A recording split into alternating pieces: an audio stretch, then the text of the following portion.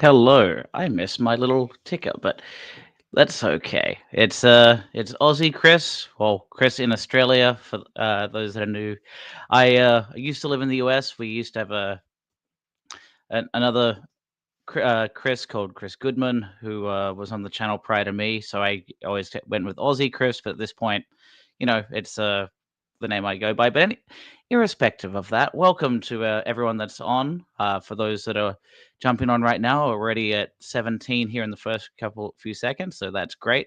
I know it's going to be hard for quite a few in the UK to watch this live, so very happy to either if you don't want to see my face in the funky green screen here, that's more than okay. If you like seeing this but don't like hearing my voice or anything I have to say, that's just fine too. But either way, thank you for tagging on. I'm going to be doing my own match reactions and commentary, as well as for all those that are watching live or have any opinions on the match going on, feel free to add your comments in and I'll react to them as we go live.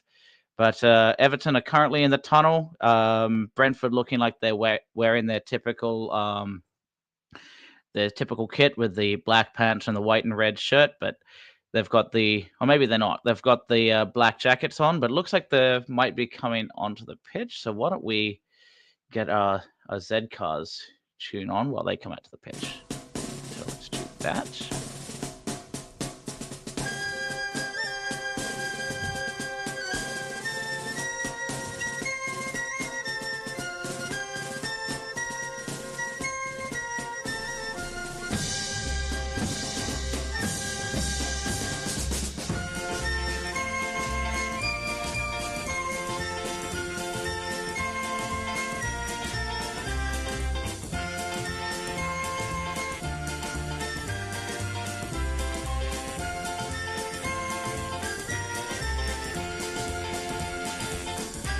So quite a few flags being flown as they line up towards the main stand there. Showing that they're alternate jackets, those navy with the yellow pattern there for the Toffees. Who's that fella on the bench? Must be their new striker, Thiago, with a wonderful set of flowing hair from the Danish manager of Brentford there as well. Hopefully, for those that are watching, you can read along here. I'll be talking to and reacting to the lineup as we go there. So, in my backdrop is the live sofa score ratings at the moment. They're showing a 4-2-3-1 setup for Everton, and alternately a 4-3-3 for Brentford. I very much doubt that'll be the final setup. I very much expect it to be more like a three at the back with two wing backs, and more like a 3-5-2 or three.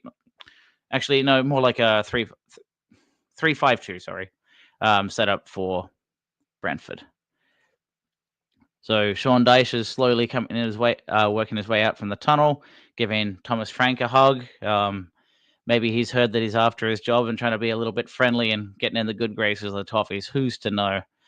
But everyone's just getting their warm-up kicks on. So we've probably got about 2 minutes at least off my content or my coverage before the match does start. For those watching around the world, of course, the coverage that I have is going to be on Optus. But if you're in the US, you would probably quite likely have NBC's Peacock or whatever way you do watch the match. There is quite often a bit of a time delay between what I say and whatever other ever coverage you have. So do be patient with me.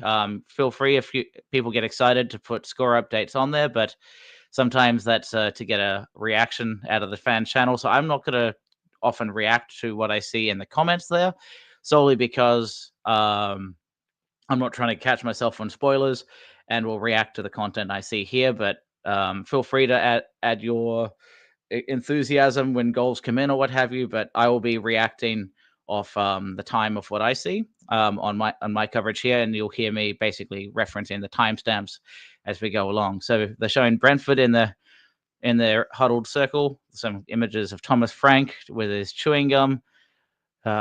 probably quite a stressful job being a manager. You've got you talk about how easy it is to keep a job, and Sean Dyche seems to be surprisingly getting away with it compared to many. But we've had at least one sacking already this season, so that's the way things roll in the Premier League. Sometimes it's thick and fast, and this is the time when we see a lot of fixtures and a lot of congestion. They've got League Cup replays in the middle of the middle of the week here. They've got a lot of European info going on as well.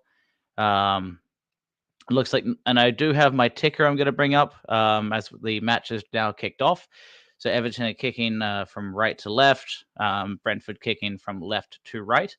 I will update the score ticker. Well, I will add as well. I'll quickly add the match officials there as well. Chris Kavanagh is the main referee. James Mainwaring and Akil Horson are the two linesmen. Anthony Backhouse is fourth official, and Matt Donahue is the VAR today. Branthwaite winning the ball. Okay. So a little bit of play on Everton's right side. Didn't really amount to much. Branthwaite came in and tried to just intercept, but he hit the ball pretty heavy. Yeah, you can definitely see the rain's impacting well set haircuts already. You've got Branthwaite's hair face covered in hair, so he basically kicked it for a goal kick. Just hoofed it forward, not trying to win possession there. So Brentford playing it out from the back, playing quite cautious. Or well, surprisingly, actually. Okay, so you got So McNeil winning it off Mbermo. It's quite sloppy already. I'm trying to react quickly to what's going on, but Brentford played out from the back. It lost it at Mbermo, and McNeil won it, and it's turned back now. It's Branthwaite to Pickford. Wiss is chasing. He goes out long to Calvert-Lewin, won by Collins, and knocked out of bounds for a throw-in to Everton. So let's see. It's on the left wing here, little 1-2 with Mikalenko, and Burmo chases and does his job. So Brentford now back in possession with their centre half, goes out wide to Mbermo, who's looking to play, is quite involved early, but going quite deep to receive it as a right winger. Go through the middle and another sloppy play, and back to Everton. Branthwaite sweeps up, goes to Tarkovsky. To Decore, back to Branthwaite, to Garnegay, just little 1-2s. So a little bit of possession here for Branthwaite. Probably a good thing to get him involved. Taki with a diagonal, finds Illiman and Jai, takes on his chest, cuts in right. Jukes left, goes back to Mikalenko. Is it first time? It is. Goes to the back post, but overhit.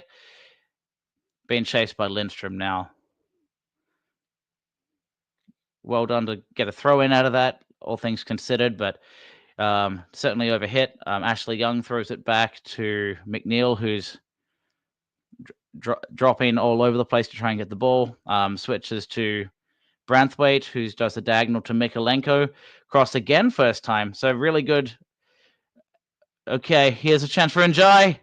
Oh, it's up and over. So that's two chances pretty early on now with where they're feeding in Mikalenko and he's crossing first time. There was a little bit of a scramble. Njai took on Collins and he struck it. It looked like it went off Collins' foot for a corner kick. So, and I hope so too, Nortil. I really hope it's hostile, and I hope some of the follow Everton fellow content creators. I think Corey is with Yan today, so at the match. So hopefully they're giving it their all and making it a hostile environment for Brentford. So a short corner, Lindstrom crossing in, back post, but covered. Garner gave first time. That shot was not on target, but you know what? In wet weather, Garner Gay struck. It was going out of bounds, but it deflected off the Brentford, one of the Brentford defenders, and it required an emergency save there from the keeper. So, was it? They're just going to zoom that in. Maybe it went off. I'll be able to get that a little bit later on. So, sorry if I'm a bit slow here on my reactions. It's getting a bit late, but there's quite a few goals already. Crystal Palace have scored and Brighton have scored. I will update the ticker here in, when it does break for this Everton match. But it is a corner for Everton here at 4 minutes and 27 seconds. McNeil swings in on his left, goes to the back post, won by Tarkovsky, but then cleared by Pinnock, only as far as Ghana Gay. He decides not to go to McNeil, crosses with his left foot, gets to the head of DCL, but couldn't get much leverage on it because it was a little bit too low for him. So I will update the scores from around the match as well. So I have that ticker set up. So I will work on that.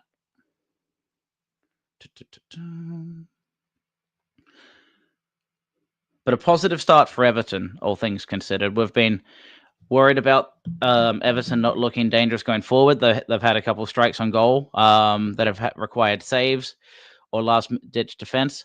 Brentford are trying to play out from the back and are quite sloppy at doing so through the middle. So Everton are winning the ball, and Tarkovsky and Ghana Gay. That's his second chance already. So Ghana Gay is very up for it today. From this angle, it looks like they're going in every time, but I'm not sitting behind it. That was nowhere close. But let's be honest, Ghana Gay taking pot shots from outside the box is exciting, even if that was not as close as it looked first for that first moment there. So it's Crystal Palace are ahead against Aston Villa. Ismail Assar scored for them. So let me update the ticker as we go through. So Crystal Palace are up 1-0 at Aston Villa. A bit of a surprise there. We have Brighton an early lead through João Pedro. Oh, what a mistake for me not picking him up in fantasy this week. He's up. They're up 1-0 against Bournemouth at the Vitality Stadium. And Arsenal are up early but that may not be confirmed yet. But it could well be that Arsenal are up against Nottingham Forest, but it looks like it was disallowed. Okay. Yeah, Nautil's bringing up that point. They're giving the ball away, trying to play through the back in wet, sloppy conditions. They had a terrible goal set up by a back pass from Vandenberg last week. Everton need to be ready to pounce and take advantage before Brentford change tactics here, because there will be more opportunities for Everton to quickly catch them in a vulnerable position if they keep playing like this. So it's 6 minutes 55. Collins has it. Goes to Norgard. Goes out White to Mbomo. Does a little 1-2 with Damsgaard. Goes into the middle. Finds Janelt, who switches to the left side to Lewis Potter, who's faced up against Ashley Young. Pinnock with a diagonal. Taki looks comfortable on it and heads it back to Pickford. It wasn't directly at him, so Pickford had to make a bit of a run. Okay. So Pickford has it in his shiny green outfit. Rolls it to Taki, goes wide to Ashley Young. Taki switches it out to Mikalenko, who's in an advanced position there on the left side. Running in, kind of going through the channel there, cuts it to to Dwight McNeil. And oh, geez, that was a terrible strike, Dwight. Thumbs up for the pass from Mikalenko, who's looking really sharp to start this match, but scuffed and pulled quite heavily by Dwight there. He had to rush it, though. He was being chased. I think it was by Jensen.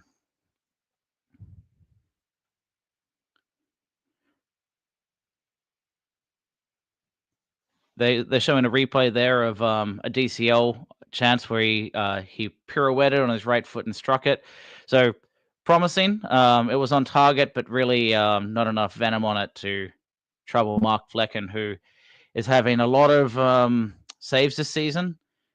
Go figure. The defense is quite poor for Brentford, so Flecken is quite a busy keeper.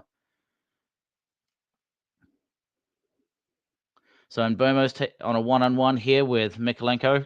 He takes him on, was quite comfortable. The cross was a bit weak, so Taki has one pop out. It takes a second one, doesn't clear it too far away, but Taki has a third chance and clears it out to McNeil, who does quite well on that ball. He's got Decore as a running option. Does he use him? No, he cuts back. The play kind of shut down, so that he brought it back to Branthwaite. I don't think there was too much he could do in that situation, unfortunately. But it did shut us down from a counter-attacking spot, but that they covered quite well, Brentford shutting down our right wing. And Burma looking dangerous again. Wissa in there as well, but Ghana Gay wins out on the tackle, but to no avail. Going out wide to Wissa. Crosses. That was dangerous for Everton right there. It's tricky to tell the players. There's quite a few similar build of players on a small iPad here, but Yanelt was the one coming in for that Wissa cross, but Everton did just enough. But if Brentford have more strikes like that, wow, that's how they're going to score against us to me.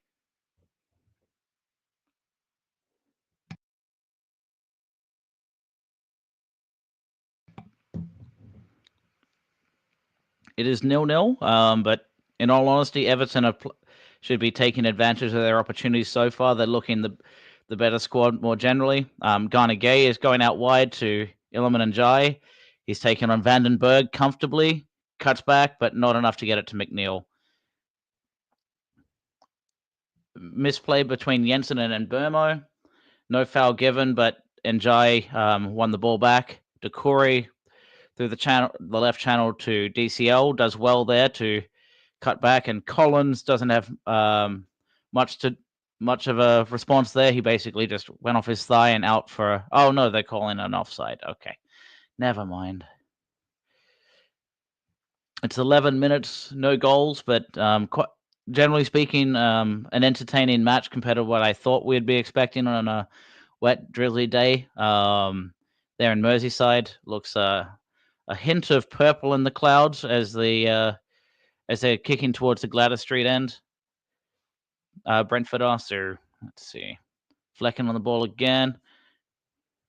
Yeah, it looked like that, Nautil. It's tricky to tell, but a lot of strikers like to be in an offside position because it makes the defenders a little bit uncomfortable on where the defensive line is, and they're kind of, if they have to look behind themselves, they're not looking at the ball. So it's effective until you coordinate well with the midfielders who are releasing the ball to you. So it's also DCL's requirement to be onside at the right time. Okay, looks like it slotted me there. So I think the main standout players so far for me have been Idrissa Gay and Mikalenko. McNeil, based on SOFA score, is a 6.7, but honestly, just not. Yeah, he's not doing well enough. DCL's presenting okay. He's having some strikes, but they're not. He's not connecting well so far. Ashley Young hasn't had too much to do, but he's doing his job just fine. Tarky's been quite solid as well. Branthwaite has had a few spots in possession, looking comfortable, but generally not taking on the game too much either. But there is a long throw-in coming on Brentford's left wing. One of these long throw-ins that's quite dangerous through Ganelt. So not through Ganelt, through Jensen. But it looks like it was out for a throw-in.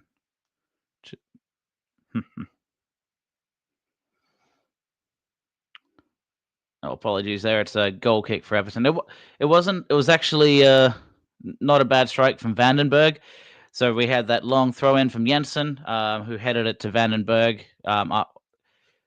And after that, it was knocked out of bounds. But those kind of chances for those long throw ins are going to be risky all day.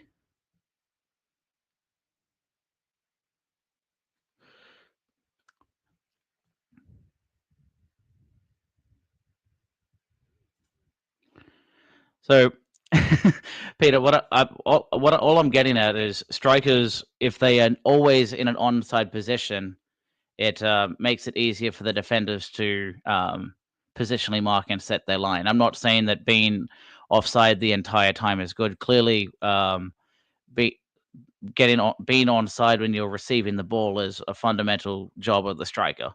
But some of the best strikers in the world, and I'm not in any way classifying DCL like this.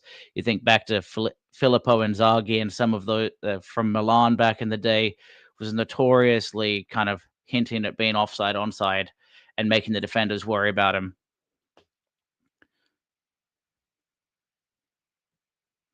Okay, cross comes in from Mikalenko, cleared by Pinnock.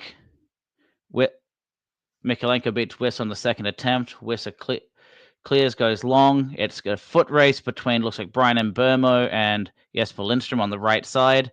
Decore comes in to help, and collectively they kind of beat.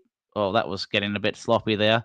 Decore tried to clear and ended up chopping into Mbermo, who's not happy with the treatment, but Decore looks like he was certainly not meaning anything by it, but Mbermo doesn't take it.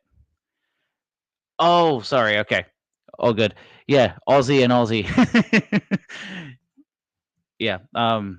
But either side, or either way, that Peter, it's really hard to tell with the commentators and their intent, because being offside isn't always a bad thing. But if you're at the same point, if you're always offside, then it's an easy thing to mark. But if you're never onside, if you're always onside, it's kind of safe and easy for a defender to mark you, because you never have to look behind yourself.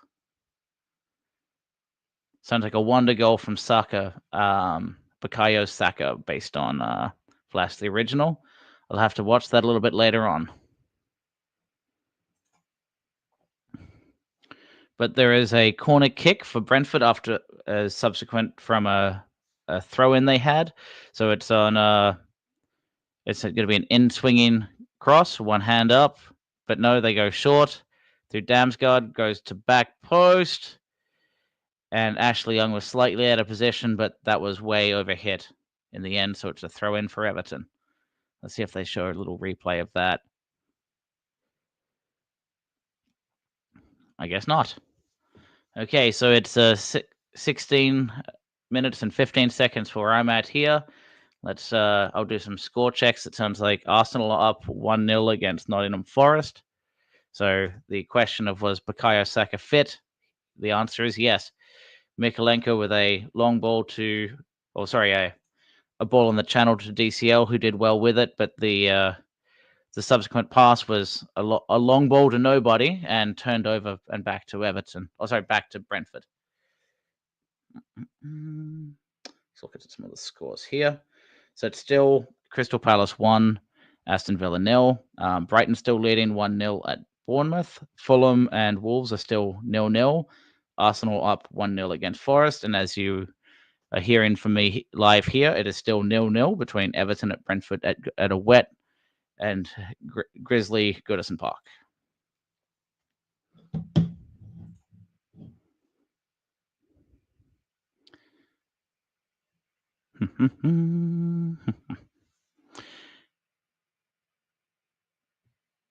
Dice yelling.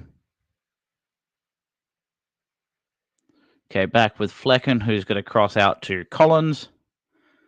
So building up from the back again. Damsgaard offers. Goes out wide to Vandenberg. Goes back to Collins. Everton pressing a bit higher up now. This is good to see. There's always one extra man free, though, and that's Collins again, who received from Flecken. Goes to the middle to Damsgaard. Chased by Agana Gay. Well tackled.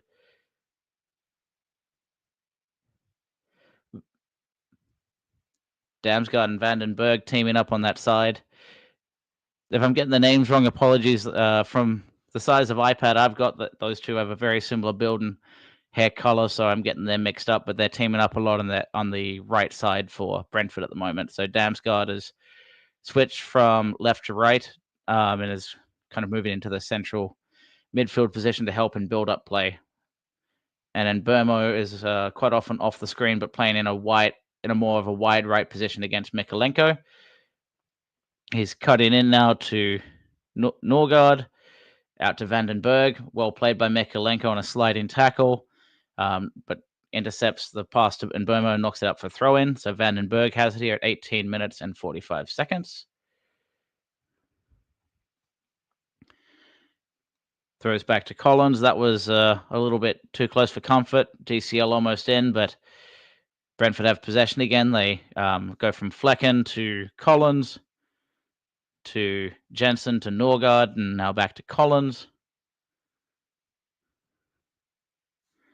Yeah, well, it's an easy song. It's not always an interesting one. I think it's about as good as the chant about is this a library and things of that nature, where they're funny, but it gets quite old, quite fast. But to Nortil's point, I haven't been to matches. I would love to, but the reality is it's not entertaining football at this time of year. Dwight McNeil, though, oh jeez, of course. So that's one of the problems with having Dwight McNeil as a left winger. When he cuts in onto his right foot, he doesn't have one. So Dwight McNeil had every opportunity to shoot there. He didn't strike it early enough, and then had to. So he beat. It looks like, who did he beat? He took on Damsgaard, and then went. He knocked the ball to his right foot to take on Collins, but was not able to strike it with that right foot of his. And to Darren Hayward's point, yeah, the finishing has been poor. We've been striking from outside the box on a few of these. A little bit of, are you releasing the ball or striking the ball early enough? But they haven't been sitters at the same point. They're just a little bit overhead on a cross, or a little bit sloppy connecting in the final third there. But yes, to Peter's point, a poor strike from McNeil for sure. Brentford have it on their left wing, but very quickly realizing that very well set up on Everton's right to shut that down. So they're trying to get through unsuccessfully. They do a long ball that Tarkovsky intercepts and knocks it out for a throw-in here at 21 minutes on the clock. So for those watching, thank you. You're welcome to listen live. You're welcome to just see the screen with the live updates. I've got SofaScore in my background, so basically should be live updating as the match goes along, based on hundreds of metrics that they have to calculate and forecast who's playing well. They're saying that the best players for Everton are James Tarkovsky, who's been winning a lot of aerial balls. Idrissa Gana Gueye has been dominant, winning the ball back and in possession. Njai has looked menacing, but has not led to anything on Everton's left. McNeil been quite sloppy. Branthwaite is looking quite good on the ball here. So we're at 21 minutes 40. Goes out wide to Mikalenko, takes one touch, cuts into his right, knocks back to Branthwaite, who takes a cross, and unfortunately overhit and straight into the hands of Flecken. So it's nice to see so much progression from Mikalenko and Branthwaite. It just didn't tie out there. So Flash the Original's got to kind of tie into my point. He's advancing with confidence and speed, but on the right, Young can't run. We are therefore totally unbalanced. Yeah, but okay. Sometimes if that's for brief periods, I think that's okay. So if we shut down the right side, our right side, and say that no one comes on that left side, and then we are kind of making it a midfield battle, and we're opening up to Mikalenko and Branthwaite on that end with Njai. I think I'd rather Njai have more opportunities compared to Lindstrom if I had to pick. But yes, I would prefer to have more balance, but that's just not the way the squad is built at the moment. First things first, shore up defense, and Young's been doing that again today as he wins the ball back and starts a build-up play. We've got Dwight McNeil here on the ball. Does he take on Jensen? No, he has another overlapping Mikalenko run, but overhit, and he was sprinting and just busting it down the line to get there. And I think he needed to take a second and slow down. He might have another crossing chance. Nope, goes to Njai.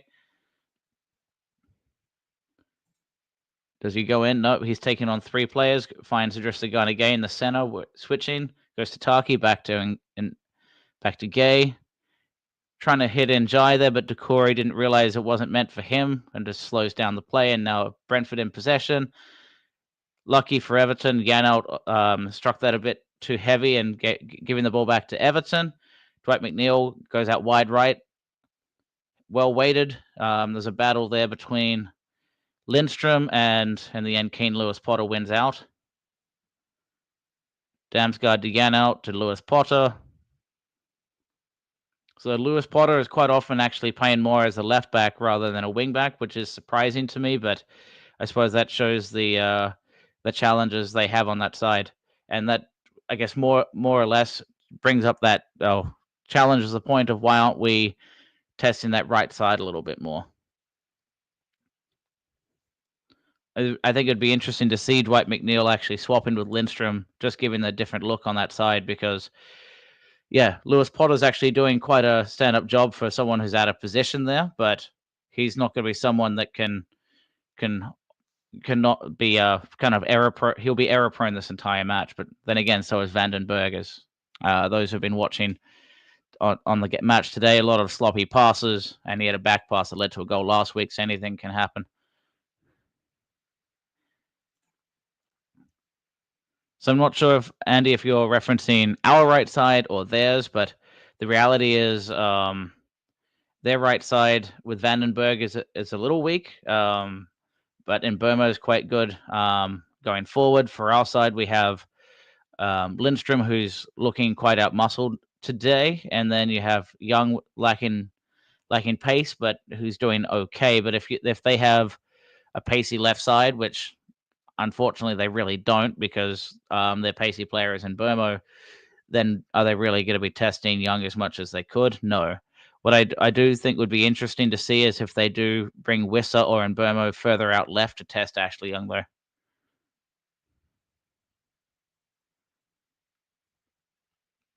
Oh, these passes are terrible. The Blues is exactly right. We'll just give sloppy pass after sloppy pass. The only saving grace here is that Brentford are having similar challenges in these conditions. But there we go. DCL in on goal, and credit to him, he actually well struck. It was near post and a foot save by Flecken and a corner to Everton. That was a 2-on-1. He well-timed pass in the channel there. Collins and Pinnock trying to dive back. From that angle, though, it was quite a difficult strike for Calvert-Lewin, but it's quite sad to say, but hey, it was on target. Yeah, to Nortill's point, better. No goal score. It wasn't a goal scored, but look, that was direct, pacey, took on two players, struck a ball on target, led to a corner. Yeah, Chris Kavanagh's referee. I'll switch the ticker around there for you, and then you've got all the assistants and VAR and everything there at the bottom for the moment.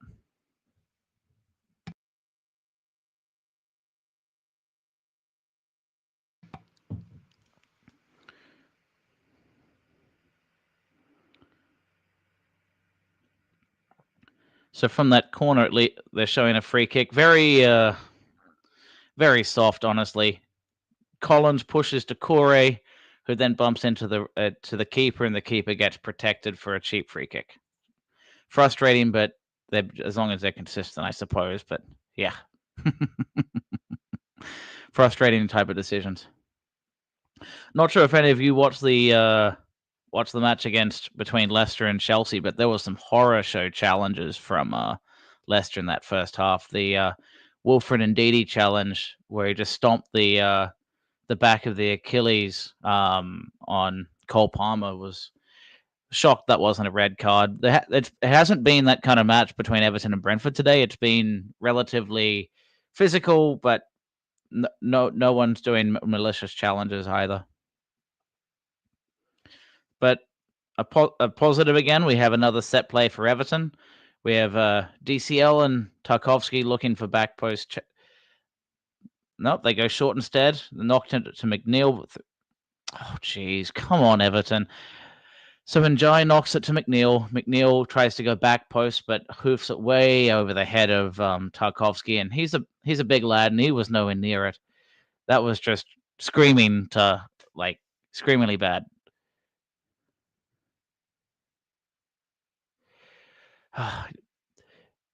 If you're gonna do that, you've got to why was Njai even bothering to do a short corner like that? There's just nothing fruitful that came from it. Oh, I don't know. Anyway, it's 28 minutes here. It's still nearly 29, 28 minutes and 50. It's still 0-0. Keane Lewis Potter is playing more as a wingback and is taking on the entire Everton squad, but in doing so, he ran himself ragged and knocked the ball out of possession while chasing. So back to Everton's possession. Yeah, that challenge was horrible. Shocked it wasn't a red card, knowing that the big four, the big six, the big whatever get calls. That to me was one that Chelsea fans should feel pretty aggravated about because it was a horrible challenge. Ashley Young taking on Damsgaard, decides better of it and goes to Taki. Got Wissa chasing. Ashley Young has Decore, who's dropped deep, kind of in the typical centre back role. Branthwaite out wide on the left. Decides taking on Brentford is too dangerous. Goes back to Pickford. Taki on it now. Does just enough from a chasing Wissa and open up to Ghana Gay, and the Everton are away here. Got McNeil as an option, goes wide to Njai. Mikalenko as an option, doesn't use him. Njai with a weak shot on his right foot, blocked by Nbermo and out again. But cleared to Tarkovsky, wins the header. Ashley Young has it now. McNeil out on the right side, so he's finding different spots. Ghana Gay working with Lindstrom. Was a foul on Gay, but play on. Decore out wide to Mikalenko. Knocks it to Njai. Switches again to Tarkovsky. Does a really poor kind of aerial ball to DCL and causes turnover. Wissa has it, but half of Brentford have decided they don't want to charge forward. Are just playing a low block. They're playing like 6 behind the ball at the moment. So I guess credit to Everton to make it difficult. So the Wolves score is 1-1. Thank you. I haven't changed the scores here for a minute, so let me go look at that.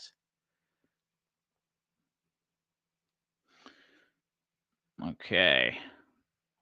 So I'll do the score update here in the next stoppage, but so Vandenberg.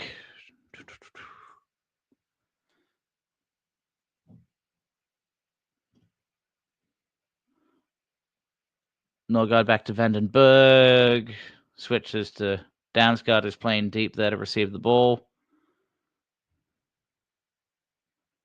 Janelt does a diagonal to Lewis Potter, who's playing more as a wingback, out of in possession. Goes to Wissa. Wissa takes on Lindstrom.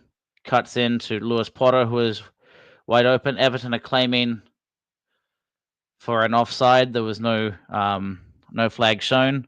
Maybe they would have played it right after, but that was, it was offside. It's one of those 50-50s where they don't want to pull the flag just in case for VAR reasons, but he was off.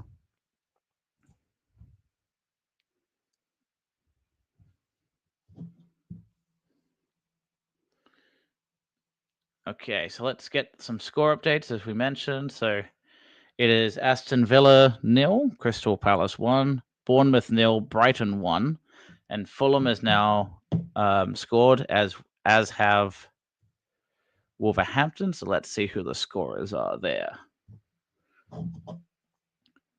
So Alex Iwobi and Matthias Cunha are the scorers in that match. And Arsenal are ahead against Nottingham Forest, thanks to the strike from Bukayo Saka.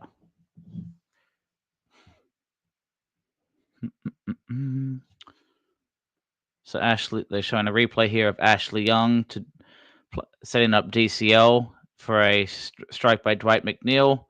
It was a low grass cutter. Wasn't well struck, but it was nearly beat Flecken on his near post by his left foot there, but to no avail. Looks like it may have just deflected or made a little bit of contact, which technically made it go out. So Dwight's shot must have just nicked it.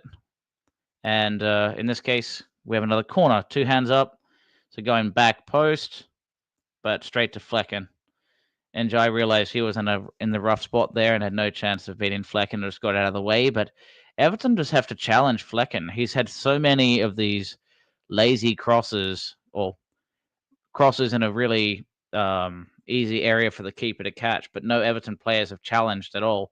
But is that either Everton players are not expecting such a poor cross and they can't get to it, or they're just not willing to challenge Flecken? But it's just making it very easy for him on these set plays, and that's something that Everton have been good at from time to time, is keeping these keepers on their toes a little bit. I think it was Burnley last season when Amadou Onana scored that goal against through straight off the corner. So at times we can bully keepers, and it doesn't have to be a foul, but it just seems that people are avoiding Flecken and making it too easy for him.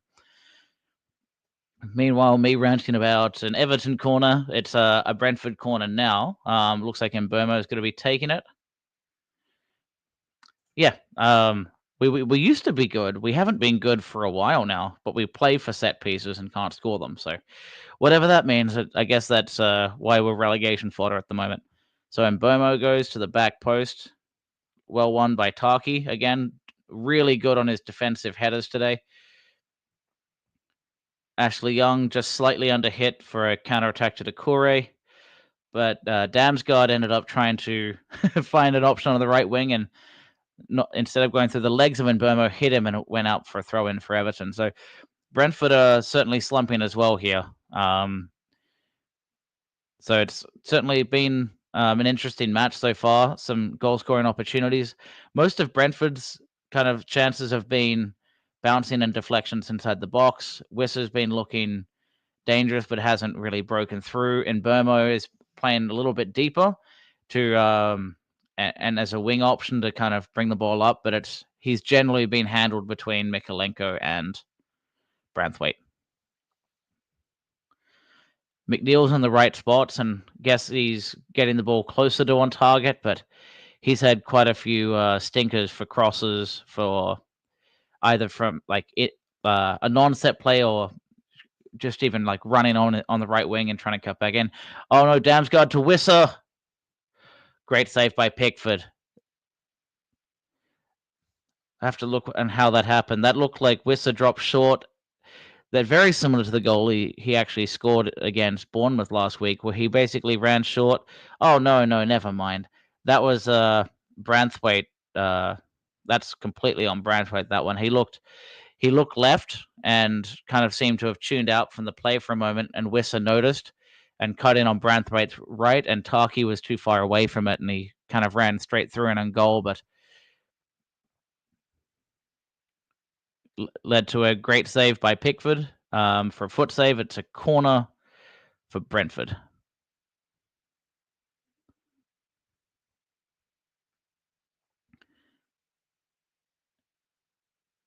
Goes to Yanelt, back to Mbeumo. Goes to back post. Doucouré doesn't do much with it. Potter has it. Goes back to Yanelt. Goes to the left wing there. What does Ashley Young do with that? Okay. So for me here, I'm at 37 and 20 to corner on Brentford's left side.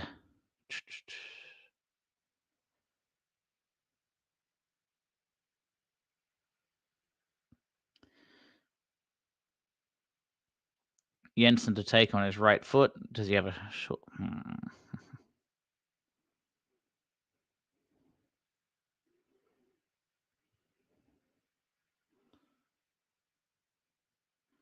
One hand up. Cleared. Gay challenges. Jesper Lindstrom on that now. Ashley Young trying to chase.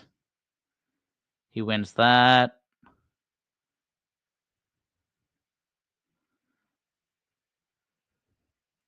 What do we have here?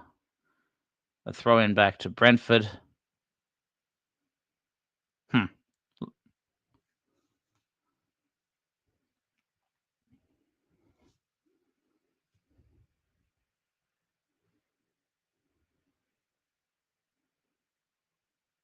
Yeah, thank you for the score update there, Eugene. I'll change that here in a moment. How Everton are getting lucky. That Ethan Pinnock wins on the back post there. Looks like Pickford got studded. Norgard's apologizing, but got studded in his kneecap and wanting something for it, as you would. But yeah, that was Illiman and Jayo. Whoever was meant to be marking Pinnock was not close to him on that back post, or was that Mykolenko that outmuscled him?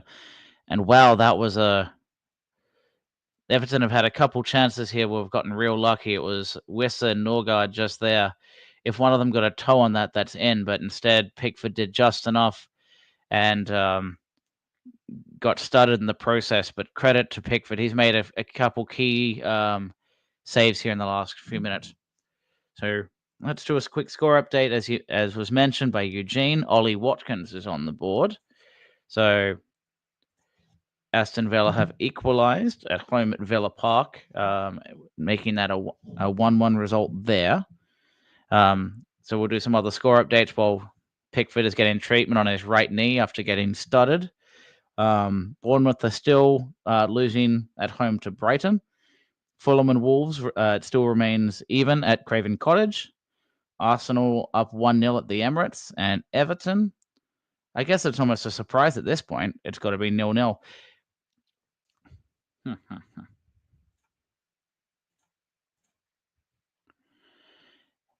Yeah, I'm seeing some people in the group chat talking about red card, but let's see. Yeah, from the they're taking it to the VAR right here for that tackle because the stud was up and he missed the ball and then went straight on to Pickford's knee. So they've taken him to the VAR. What's he going to do? Is Chris Kavanagh going to call it a red? This could be interesting. What are they going to do? Usually when they bring you to the VAR screen, that's a turnover. But yes, it looks like a red card check right now. So their VAR decision. And what is this? A red card. Well, Captain Norgard, huh? But it's a straight. So it didn't really feel intentional to me.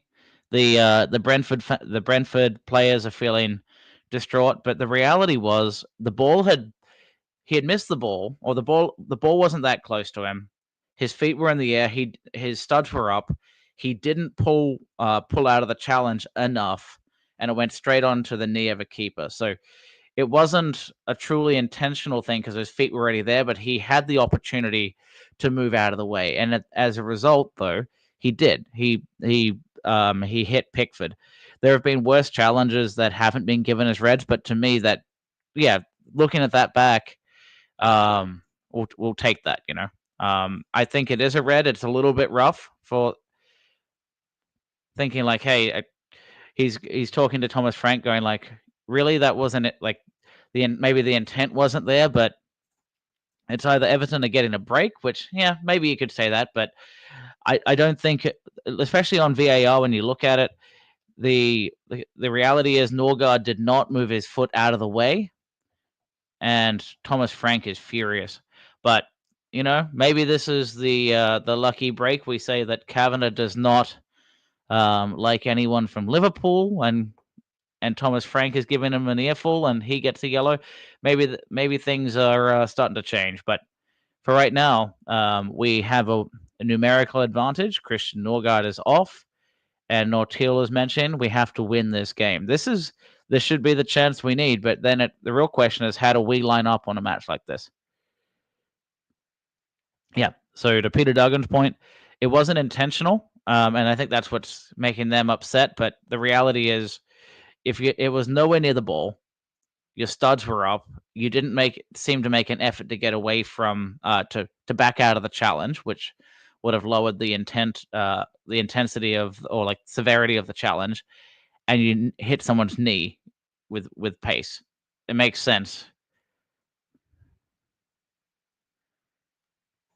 Well, you're a better lip reader than I, the Blues. So this, I suppose right now we've got about it's 43 minutes and 35 seconds here. It's probably more like 4 to 5 minutes. Brentford are flustered. This is a great opportunity before Brentford restructure before halftime to turn the screws and really test them. But again, I think because it's a central midfielder, that may not shake up their formation too much, honestly, because their team is built of central midfielders lacking width or lacking pacey wide players. Dwight McNeil on the left wing for the moment, and Njai playing in the 10. Gay goes out wide, but oh jeez, Gay nearly knocked it out of bounds. All right, Ashley Young has it, a diagonal to Njai on the right side. Does it cut back? Crosses to Decore. How are you, Mikolenko? Yeah, Decore swung and missed. Mikolenko, I think, has been really stood out to me today. So Mikolenko to Dwight McNeil, back to Gay, another switch to Ashley Young. Stop switching and cross it instead. Not half bad, that one. Just over the head of DCL, but close. Aston Villa with a missed penalty. Was it Ollie Watkins again, or who struck it? I'm not watching that match, Eugene, but feel free to add some highlights from the other matches as you're going along.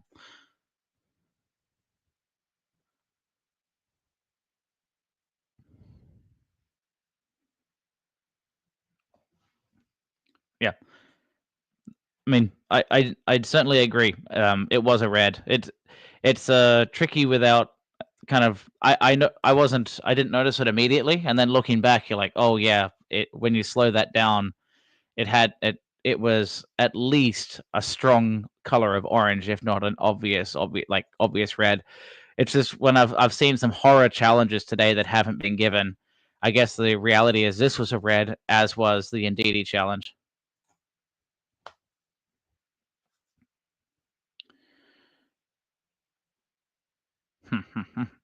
So there's 3 minutes at minimum of extra time here in the first half. For those that are watching or just jumping on, the score is 0-0 to Brentford. The big highlight is the Christian Norgard straight red card after VAR decision. Chris Kavanagh had no real choice. It was a studs up challenge again onto the right knee of Pickford, and I think rightly so that it was a red. Brentford will be a little bit upset that they didn't think it was intentional, but it was a dangerous play all the same. So, and now they're feeling more hard done by Johan Wissa trying to chase down and get in Gay in the back, but he fell over quite easy. But one of those moments. Okay, so it's another goal for Crystal Palace.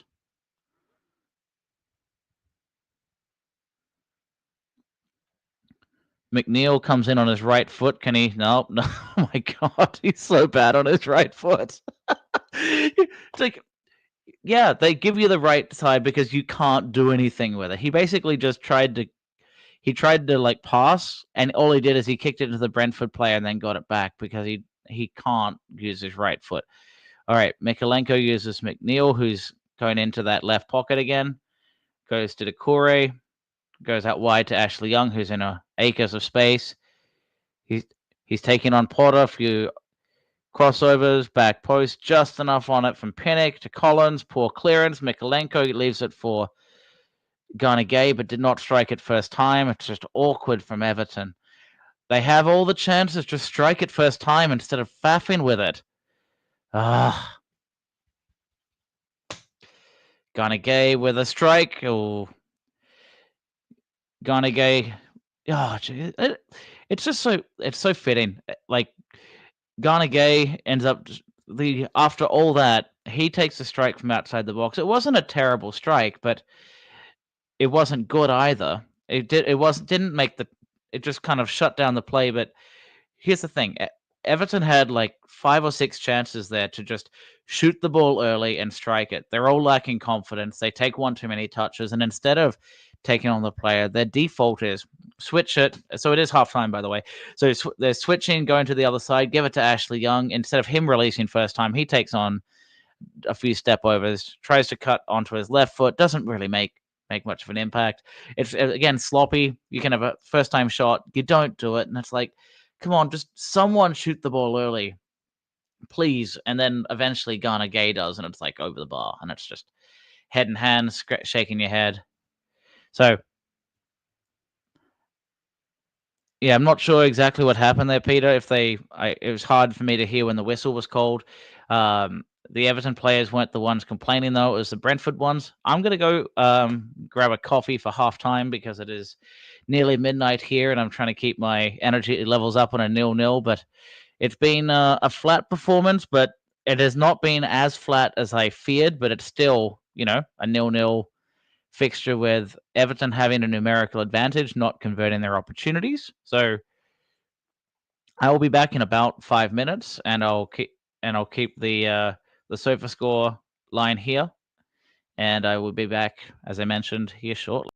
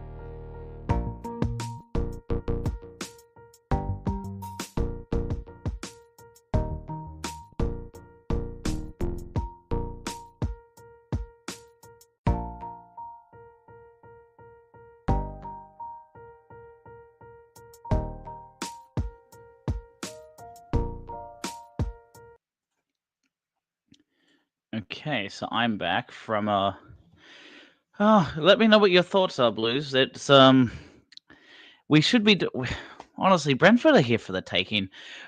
My fear prior to this match was that, you know, Brentford will find a way to manufacture a win.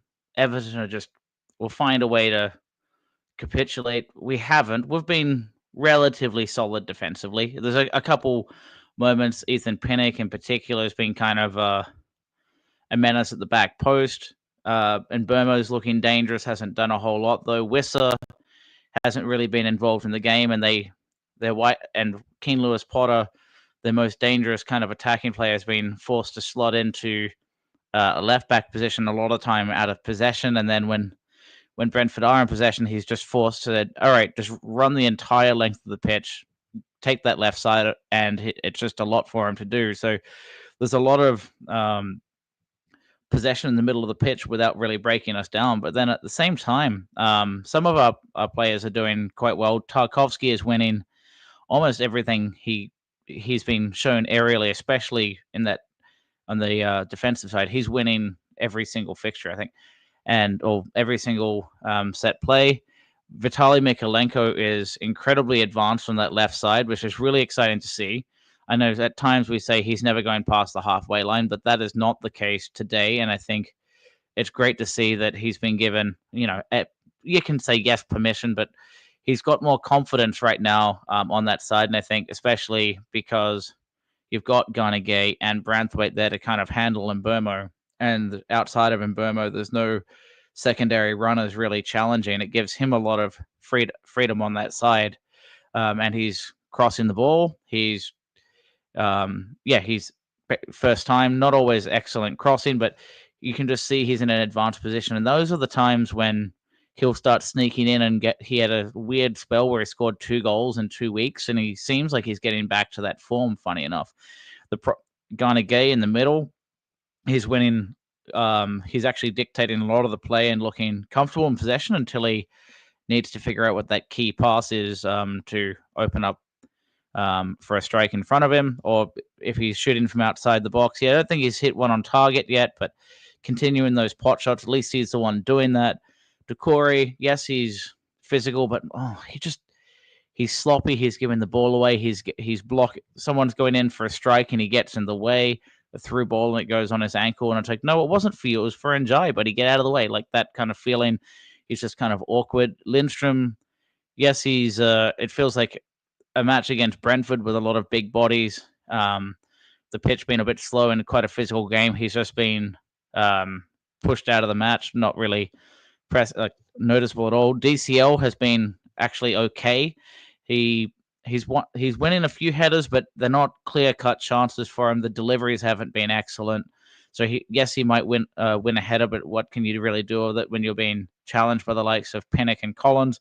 Not a whole lot, unless it's to the it's kind of high in the air and you can like back up and give yourself some space. It's really tough for him to break through. He has had a couple moments where he's in on goal and struck the ball on target, so I guess for him a positive. And Pickford, I think his right knee is key right now to Everton getting a 1-0 lead. Oh, sorry, a one-man advantage. Christian Norgard there near the end. It was both him and Wissa going in for a back post tap in, but it was past Wissa and past Norgard, and Norgard did not pull his studs back, and they went right into Pickford. So it was high studs up challenge on a knee, leading to it being putting him on a VAR decision that Chris Kavanagh could not overturn. And now it's 10 men to Brentford, and Everton just need to figure out how do we just put something together to score a goal. It just doesn't seem to be happening, and we've got 45 minutes to figure it out. Brentford are going to probably play a low block. I'm not sure if they have many options at left back, like for a left back for Potter either, but he's one of their more likely attacking options. Damsgaard's been okay. Janelt's been okay. Jensen's been meh. Wissa's been poor. And Burmo looks dangerous at times, but he hasn't been playing in an advanced position. So it feels like it's certainly here for the taking. Yes, for 10 men, but Brentford just aren't. They're not challenging at the same time. So I'm going to go through some comments here before I just talk myself into a spiral here. It's just about to hit midnight here in Australia. Let's see. So a lot of comments here about the red card. Looks like Sid and the Blues having different opinions. But to be honest, I think the reality is it wasn't close enough to the ball. And yes, it was a VAR slow-mo, but if the ball has clearly gone, you can't say, hey, sorry, mate, I missed the ball, and I'm just going to not think about my actions as I'm kind of have a sharp piece of metal on my foot coming right towards your knee, and you don't bother to move it out of the way. At minimum, that's discourteous, but in honesty, it is quite reckless. Sometimes VAR makes it look more intentional than it actually was. And I think that's the only real consideration here is to say, in real time, if you look at it in real time, was there enough time to sufficiently say you pulled your could have and should have pulled your foot out instead of just starting the keeper? And I think that was the decision that we're all or largely in agreement with is yes, there was enough time. But VAR is tricky like that because when you slow it down, like we had what was it? Was it against Crystal Palace? For those that on the chat, let me know. But it was against someone last year where DCL went studs up, but it was like the weakest studs up, and it was like away from home. It was a wet day, and he got a straight red card that was overturned the next week. Like that one is like those kind of calls do happen, and it looks worse in slow mo. And yes, I think the case today, Norgard's one did look worse on slow mo, but it still was a red card. It was in the it was in the cup. Yeah, so I'll see if I can describe this correctly for you, Reggie. There was a cross or a throw in that went to the back post. I believe it was won by Ethan Pennick on the back post. So it was a header that went back right in that. I guess it would be towards the right goalpost of Everton. There was 3 players involved: Wissa, Christian Norgard, and Pickford. Wissa wasn't able to get to it, but both are kind of diving in back post with studs up to try and knock it in. So it goes past Wissa and it goes past Norgard, but Norgard had his studs up quite elevated, and he didn't pull his leg back after the ball had gone, and it hits at least one, if not multiple studs of Christian Norgard's boot into Jordan Pickford's knee. Oh, and thank you for following up there, Reggie. Yeah, okay. So it was against Palace in the cup. Yeah. So on that one though, even looking back in replay, it didn't it wasn't like a raised boot. This was a boot that was raised, and he didn't unraise it.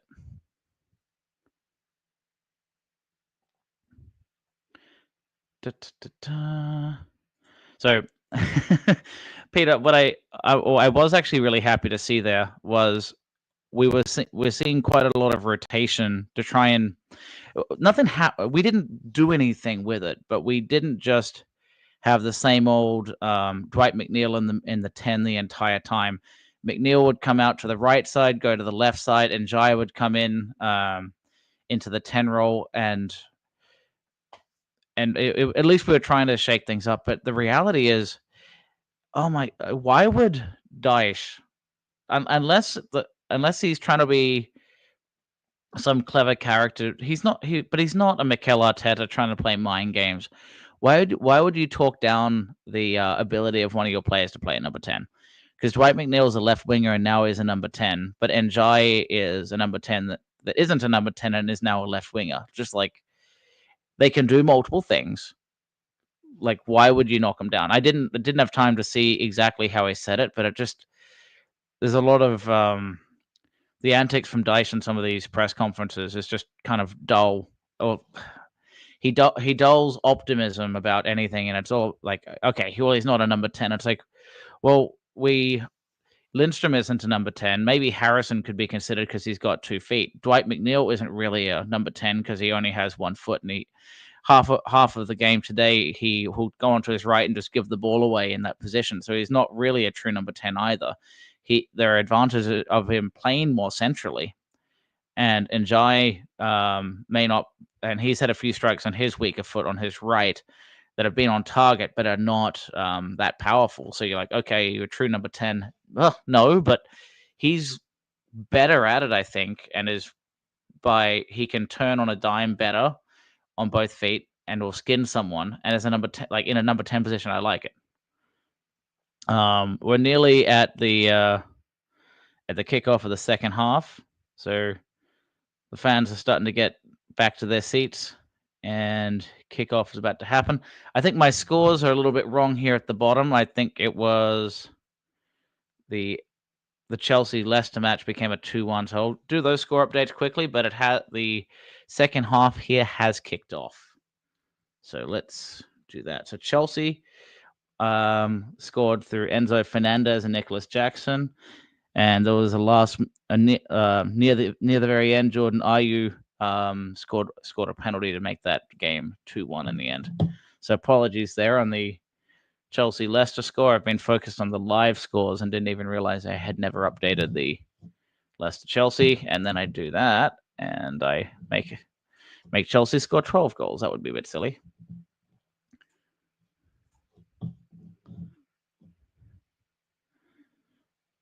Yeah, to say we have a true number 10, I mean, the closest true number 10 maybe would be Harrison, but even still, he's more of a left winger.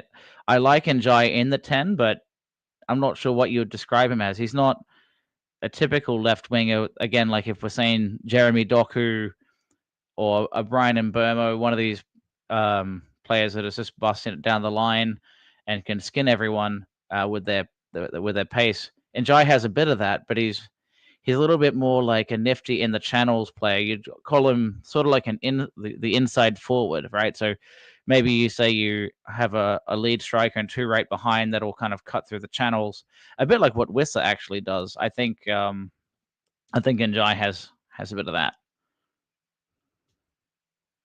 Yeah, so Njai looks to be a bit off DCL. To me, that's you can kind of call it like the deep line forward, or you call it an inside forward, that kind of deal. He's that position where it's almost the base of an attacking triangle, where you'd say a tip of the spear might be DCL, and then you have two others.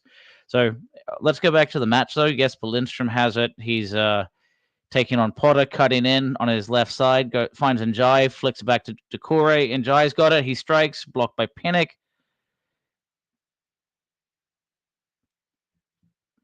Okay, back to Ashley Young. And looks like blocked by Damsgaard and out to Flecken. That was more exciting. A lot of one-touch football, and what we weren't seeing in the first half was quick, decisive movement, and that was a lot better right there. But didn't lead to anything, but a little bit better.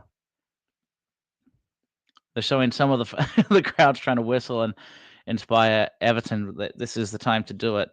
All right, so passing it to Pinnock and back to Flecken.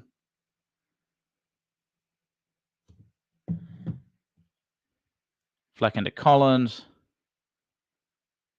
Collins to Pinnock.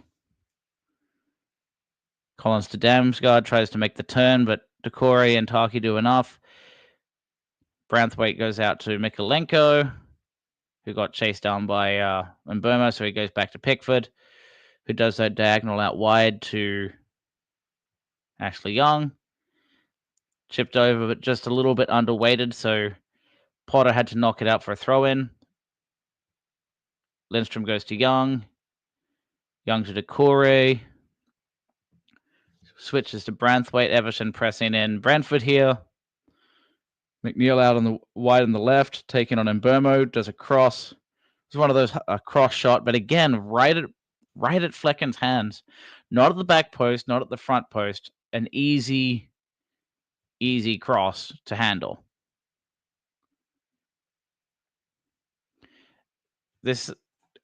They're there for the taking, Naughty. I completely agree. It's now how to Everton crosses like the ones McNeil are doing today are not breaking them down. I think, honestly, I would like to see either the hope is McNeil will finally figure out like one good cross, or it's time to bring on Jack Harrison because he's gonna try and get past a player, and he may not have that touch of class all the time, but I think he might make for an interesting player right now.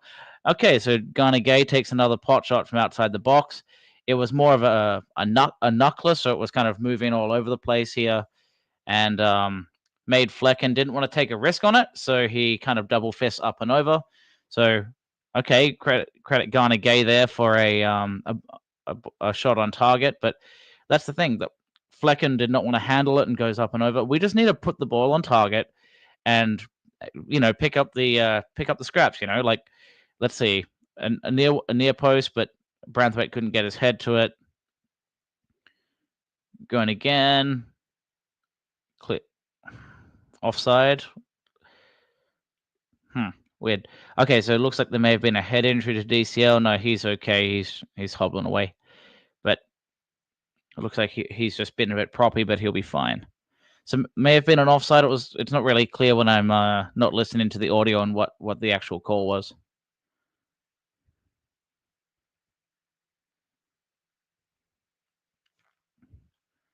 So the Blues, I'm not able to. I have to hear my own audio when talking, so I'm not sure who they're screaming to shoot. Are we talking Garner Gay? Because maybe he should stop shooting. But at least he got one on target finally.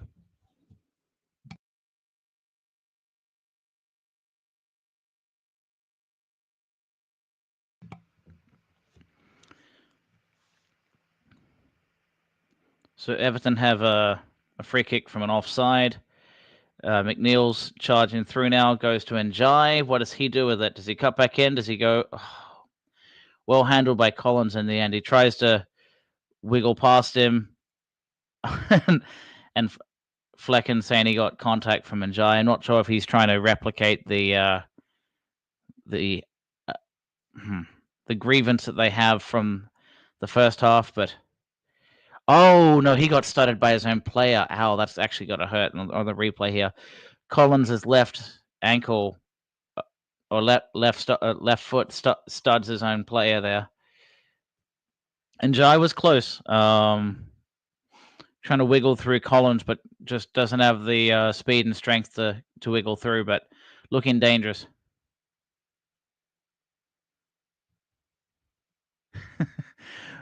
Yeah, well, I guess the question the Blues right now is, outside of that was like the first shot I feel like we've had on target this second half. We've had some exciting. Okay, yes, we're looking dangerous, but nothing's happening.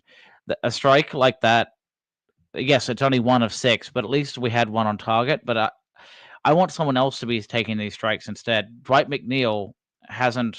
Maybe he had one on target. I'm forgetting here, but he's had a couple strikes that were close. But outside of that, we haven't had too many people having the willingness to be the one taking the strike, like to strike the ball. You know, it seems like, oh no, you're going to take it. Oh no, you take it. Okay, I'll cross, and the cross is terrible, and Flecken takes it, or it's overhit, and it's just rebuilding again over and over, and it's starting to get quite frustrating to watch. We just don't have the willingness to strike early, unless it's Garnegay. The crosses are just not good enough. Overhit, underhit, the whole time. Okay, SofaScore decided it wanted to reset itself, so put that back. And looks like I might do some score updates while we're here as well, but let's... Oh, of course. It just... and he didn't have a pot shot this time, but he's going through on the channel and drastically overhits. Instead of using his left foot, he hits with his right on the outset of his foot to try and hit DCL, but just didn't put it together. I think there is time to shake this up. So score-wise, let me change some of these results. So Aston Villa are behind. Crystal Palace have scored through Devaney. That looked like right around half time, actually. So that was a miss by me. We have Brighton 2, Bournemouth 1. So Karu Mitoma has scored there. So Bournemouth are losing 2-0 to Brighton. We have Wolves have scored potentially a second goal, but it has not been confirmed. So at the moment, 1-1, but could well become 2-1. Arsenal are now up 2-0. We have Thomas Partey and Bukayo Saka on the score sheet there. And 0-0, as we know, for Everton, Brentford. Okay. Yep. Thomas Partey looks like he scored the second goal for Arsenal.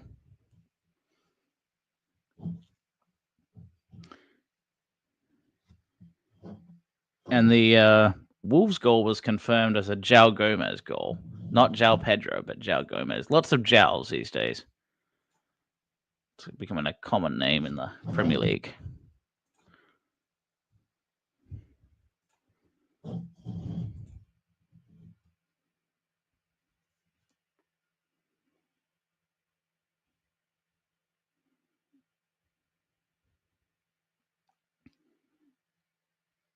Ashley Young with the cross back post.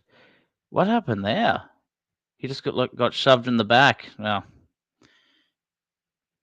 No call though. And Jai wants something for it. Doesn't seem to get anything. Yeah, with this replay, it's hard to tell, but it looked like he just got shoved over. But sometimes they give those. Sometimes it's it's just because you're small. But yeah, Everton are pressing, but just not doing enough with it. There's Decore sitting back on the ball here, finding Garner Gay to Branthwaite. Very stagnant off the ball. I think we're really asking for subs. Lindstrom coming in on the right side, goes to Njai, playing in the number 10, Peter. Goes to Garner Gay. Is he doing another pot shot? Nope. He's tried for Ashley Young, didn't work. Damsgaard defended it. Taki back to Lindstrom. Does he strike it? He does, but it's blocked off the back again, out and out for a corner.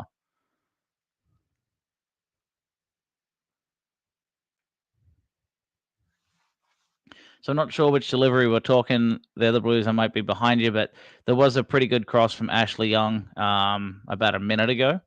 But that whole build-up play was a bit better. And Lindstrom, credit to him. I think he's slowly building his way into the game. But Everton are feeling very flat-footed. Off-the-ball movement to break down Brentford, it's not happening. Looks like it'll be 2 hands up, so probably going back post. In-swinger made it uncomfortable. It was near the back post there for Flecken, who had to fist it over the top of the crossbar there for another corner. But now it'll be on the opposite side. So I think Lindstrom's been taking these ones on the right foot, so on the right side. Yeah, no, that Ashley Young one was quite good. Just you needed about 1 foot closer, and you had Njai in on goal there.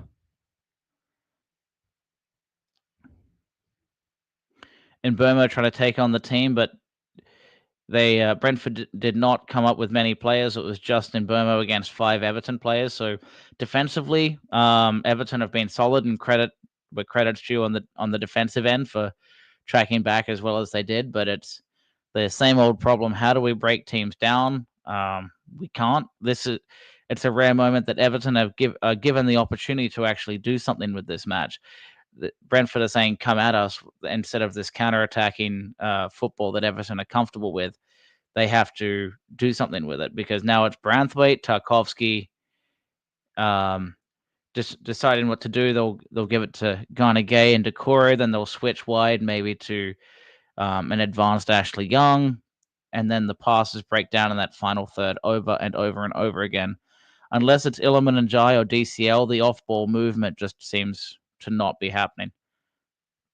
So Njai again presenting on the left channel there to DCL, does a cutback, but just kind of looks physically exhausted already, and it's not even 60 minutes. But again, he's doing a lot of off the ball movement, so it's not a surprise, and he's quite frustrated that it's just not happening.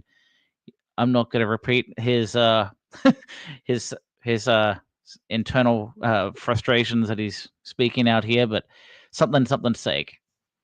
All right, so Vandenberg has it here for a throw in deep into Brentford half. Mikolenko challenges from Mbermo. Branthwaite on Wisser. He did well to get it to Damsgaard, but it shut down. There's 4 or 5 Everton players there. And Wisser's down on the ground.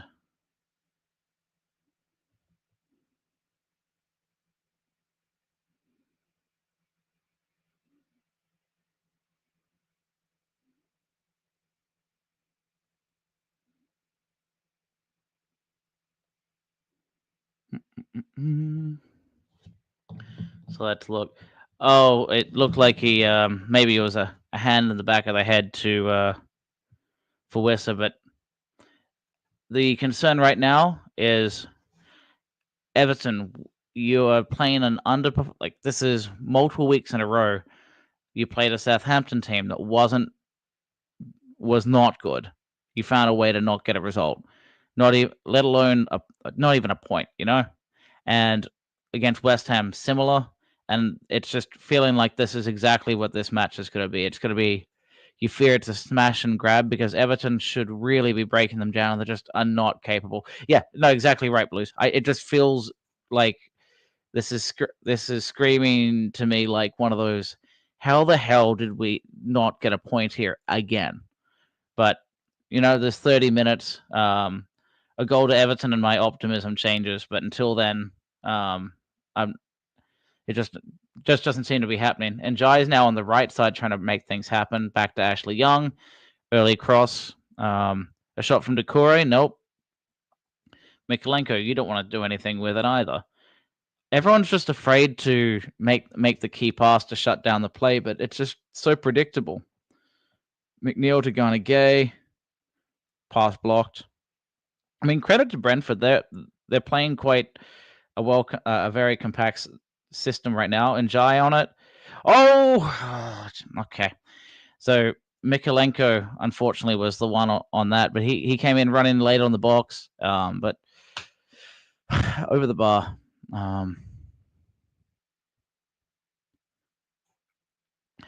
But the typical Daesh. This isn't typical Daesh ball at the moment. Normally, Daesh ball is okay. We're doing a long ball to DCL, win the second ball and run forward. Daesh ball does not know how to break down a team. So at the moment, Daesh ball is when it actually works. At the moment, we're just they're giving us the ball. We look tired, and we're the ones with 11 men. We've had a lot of not all the players have been out internationally. I imagine Ilman and Jai probably was out.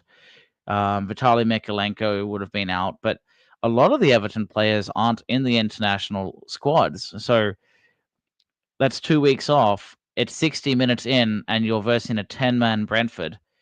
Why are we the ones looking more tired, not willing to have more off-the-ball movement, stretching Brentford out of position? It's just not... Okay. It's a bit of both to me. It's partly... Oh, 1 second. There's a... Oh, jeez. Everton nearly went down 1-0. Yeah. Jensen hit over the bar here, but that's just embarrassing, and Pickford's just raging at his team. So it was, again, kind of flat-footed there. We've got Taki and Ashley Young not chasing back. Lewis Potter from left back outruns the entire squad, takes a strike on goal, saved by Pickford, and then Jensen hits over the top.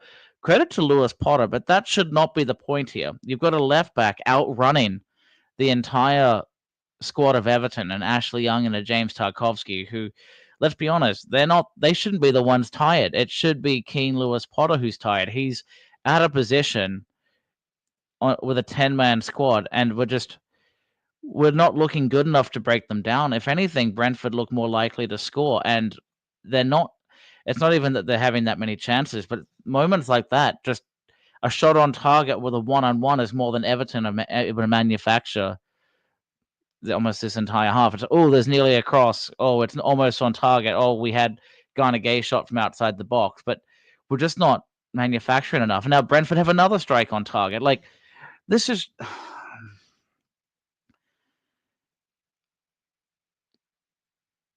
I mean, what is Dyche's defense? That the players are just not good enough? I guess, but like, you've been part of this you've been able to work with these players for months and months and years, even just to like break down a squad, and you can't do it. And it's again. And I think we have a follow Everton group chat, and we're saying similar, but I'm just so devoid of optimism that even that happens. It's just, well, you got a point. Good old fashioned optimism. We didn't lose, and it's like I'm imagining if every Everton fan at the stadium is just raging right now, because I would be.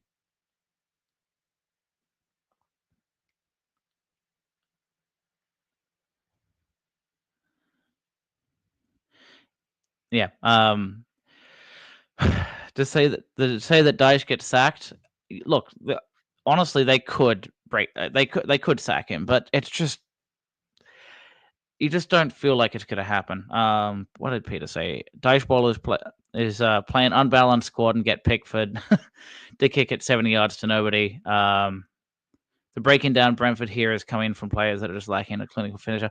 Yeah, so at the moment, a lot of this match, because Diceball isn't really it's always a concept, but if you're up, we have an extra man, and they're playing a low block, then Diceball, it's a different part of the game than Diceball. This is just how do you break down a team, and they just don't know how to do it. And they lack confidence. They lack a whole lot. I'm just, oh, it's been hours of me talking about this dross, and it's just starting to get quite tiring for me. I guess literally. All right, Dwight McNeil brings it out to Jesper Lindstrom. Overhit or underhit again. There's some that's just not good enough. It's like you play it in front of your own striker instead of knocking him out of the play. And Damsgaard's got it, goes for a diagonal, but that was overhit. So well done from Mikalenko. Dwight McNeil on it.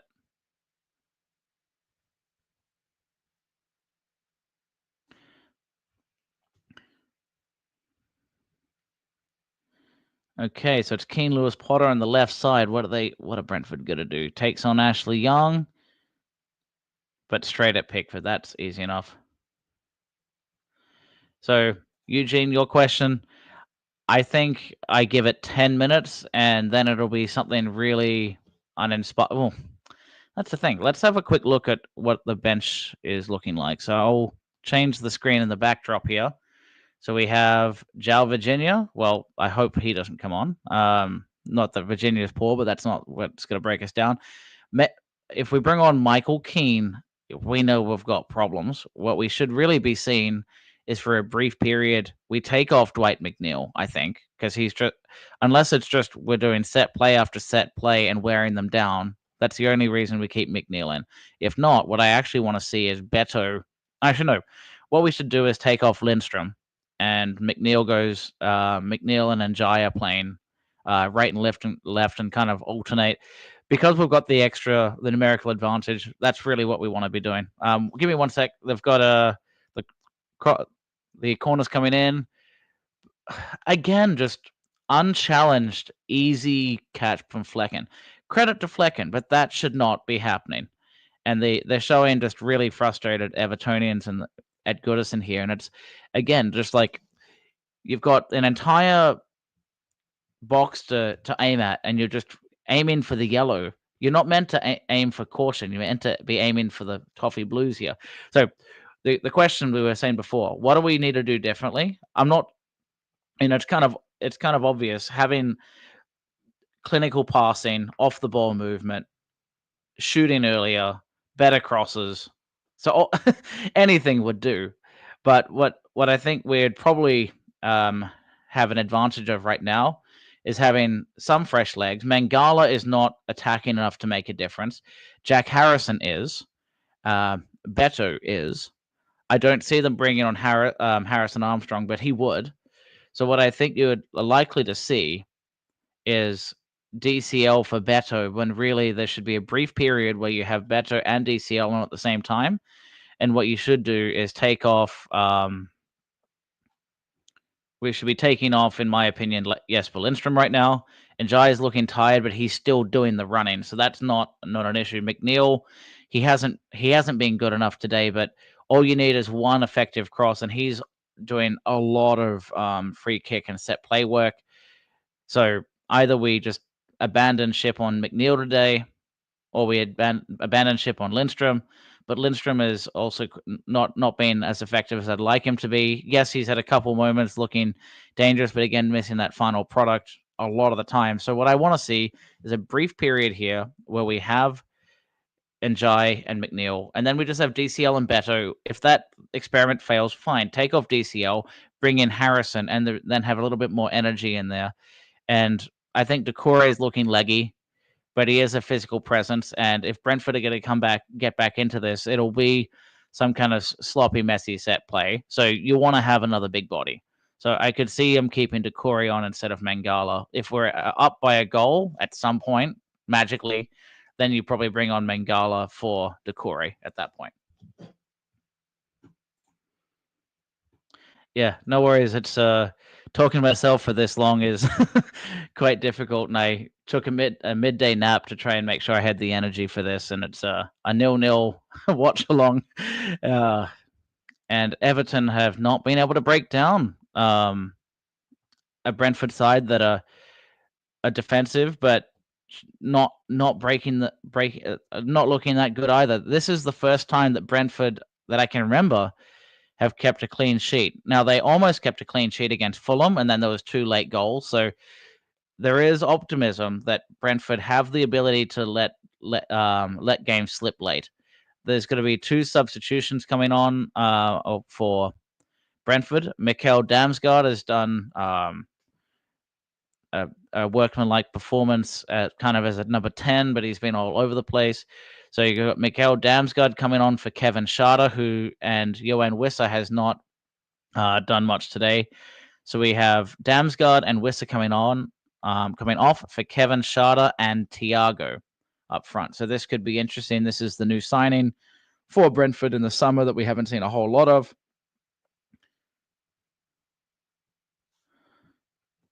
And Peter's got the view, and I could see this too, that Njai is looking tired.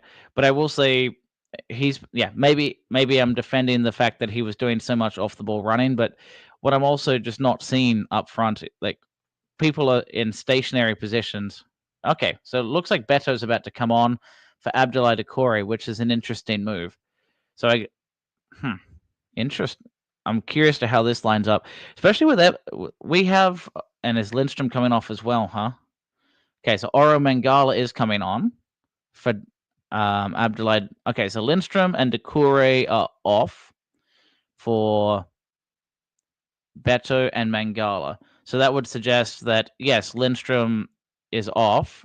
McNeil and Njai would be the 2 wingers, and you would have a pairing of DCL and Beto. And then what we'll have is Oro Mangala with a bit more comfort and better possession play, basically. And Doucouré needs to be off. So as a result, let's see if I can refresh this guy. See if it shows the substitution. Nope, not yet, but that'll kick in. So yeah, Doucouré and Lindstrom off for Beto and Mangala. So it'll be a brief period here where Everton will actually be in a 4-4-2, but Beto is not at the moment playing as a number 9. He went onto the right channel and is now back. So it is a 4-4-2, and Jai is playing on the right wing, I suppose, and you're having McNeil on the left side. Mikalenko also playing quite advanced. So Everton are, in their own way, throwing in the kitchen sink. What we haven't seen yet is the Michael Keane effect. But yeah, Sean, I'm not sure it's a matter of suiting. I think at the moment he's lacking the quality of like final end product that make and physicality to win or to. But a lot of players are like that. Iliman Njai, for example, doesn't have the physicality to beat a lot of like center halves, for example. But Lindstrom's the same way. He can get creative, move, pass and move, and bypass players. But yes, if he gets pushed off the ball, there are certain players that will get pushed off the ball. But that's not the only way you can be impactful. The problem is if you're pacey, you run around, but you lack a final product, then you can't. You're not helpful in defense. You're not going to create opportunities for others because if you're running around and people don't trust you're going to take advantage of scoring opportunities, then all of a sudden you run and it's a sorry, I'm starting to lose it here. You're doing an off the ball run and you're not going to even pull a Brentford player with you because they don't think you're going to do much with it. Then you're not impacting the game. Mangala trying to get involved. He looks like he fouled Thiago. I'm not sure that's a foul at all. He got his foot in front of Thiago, then Thiago kicked Mangala, but maybe he stood in his foot. So what I will say, and I'm trying to say, he's okay by size. He's not going to win aerially. And that's maybe where a big similarity. But what he will be able to do more effectively, and you can tell he's been working on this, is shielding the ball, and yeah, exactly as here at about 75 minutes, he just won a free kick off Kevin Schade, for example, where he's actually able to shield the ball, and it's like, okay, let's see, what's Peter saying? If Lindstrom is lightweight, then yeah. Well, part of it's like he moves like a jackrabbit. He's got so much energy and he's bouncing around that and that's I think the challenge for him. It's like if you can slow the game down and Beto just had his first header on target. It was a little bit behind him, so it wasn't powerful enough. So again, it's Mark Flecken save. In this case, it was a pretty good cross from Dwight McNeil, a little bit behind Beto, but more promising. It was a header, clearly won by our striker, and on target. Was it with enough venom? No. So going back to the point with Lindstrom, and apologies if I'm starting to mumble a bunch. I'm just getting pretty sleepy here. What I think is really happening for the likes of Lindstrom compared to an Njai. Njai is able to. He's quite strong at ground level, but aerially he gets dominated, and he doesn't even try to compete next to Flecken on the few cases I've seen it. But at ground level, he's able to shield the ball and turn quite effectively, and Lindstrom doesn't have that same strength and ability to do that. Yeah, and the question, Sean, is what are the shackles? Is it the expectations of the fans? Is it the and I think that can happen too. The shackles. Oh, but I see what Sean's saying too. It's more like they don't there's a missing piece that is so obvious. Like, okay, where's your touch of class to break down the opposition? And a lot of times when teams can't score, a lot of the players become stationary and it's like, no, it's someone else's job to win the game for us. Pass it to Njai, pass it to Beto, and make something else happen. Mikolenko gets the ball. Oh, I'm not sure what I should do. Maybe I should pass it to Garnegay. Oh, no, and maybe I shouldn't take a strike on goal. Maybe I'll give it to Ashley Young. Ashley Young says, oh, well, maybe I'll take someone on and make a cross, and then nothing happens. That description has felt like basically what's happened for about 45 minutes of this match, where like they're not decisive frequently enough. There was a few really exciting plays right around maybe the first 5 minutes of the second half, was one-touch football, direct, and trying to take a strike on goal. Didn't work out, and you're like, that's more positive. But half the time, it's just no one wants to be the one player that makes the ball go out of bounds because the fans are just getting frustrated at the incompetency. But we're also frustrated not taking the chances. Like Dwight McNeil right now could have struck early, didn't, and then went, oh, okay. So Beto again wins a header, just couldn't keep it down. But in this case, Dwight McNeil coming in, he could have struck it first time, didn't, goes for his right foot, but then in this case gives it to Ashley Young. Ashley Young, credit to him, basically touched on the second touch, crossed it beautifully to Beto, but slightly over the top, and Beto couldn't keep it down. But that's what we want to see. We want to see, and Beto's got that energy and hunger that almost no one else on this pitch seems to be having right now. That little second effort to Brentford to break down Brentford, because they're stalwart defensively at the moment, and that's kind of what happened against Fulham, where they were just holding, and then there was a freak scenario where they had it wasn't Lewis Potter, it was the one that Harry Wilson, I think it was, scored like 2 goals in quick succession. And thanks, Eugene. I will not pay attention to Everton for a minute. Maybe that'll give me give me some respite while I check some other scores. But when I hold on for a minute here, it's a free kick to Brentford here at about 80 minutes. So it's on Everton's left side, about 40 yards out. Oh, terrible, terrible free kick and straight to Pickford. Okay. So yeah, even Brentford going forward just aren't doing a lot. So this screams of a 0-0, and it should be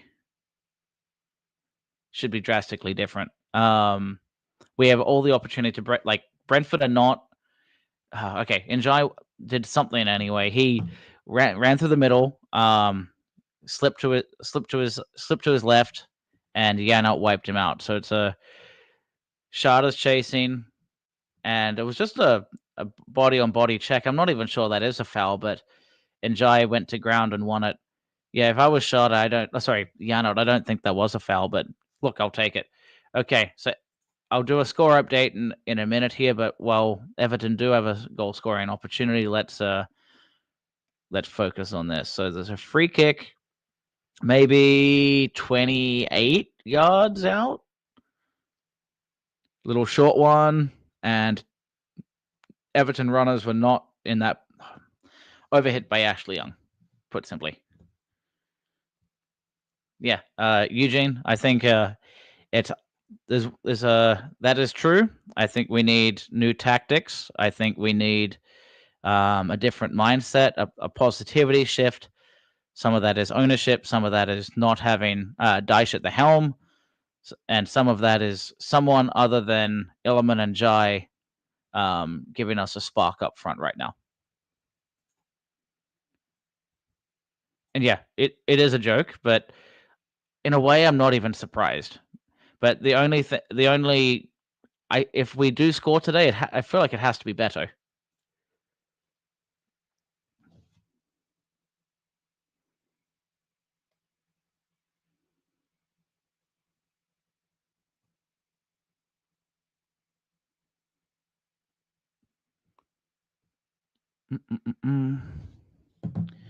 Garnegay out to Ashley Young.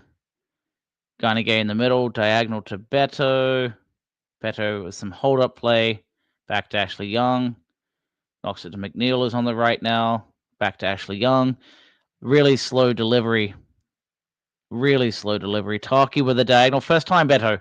Okay, at least Beto is doing the running, striking it first time. It may not be on target, but that is what we just aren't seeing. That willingness to make the run. He's the only one doing it. It's just glaringly obvious. Yes, maybe it's probably a component of fitness, but the other player we have right now that is not getting a look in, it would be Jack Harrison. Yes, maybe you'd say he's not likely to score, but he is.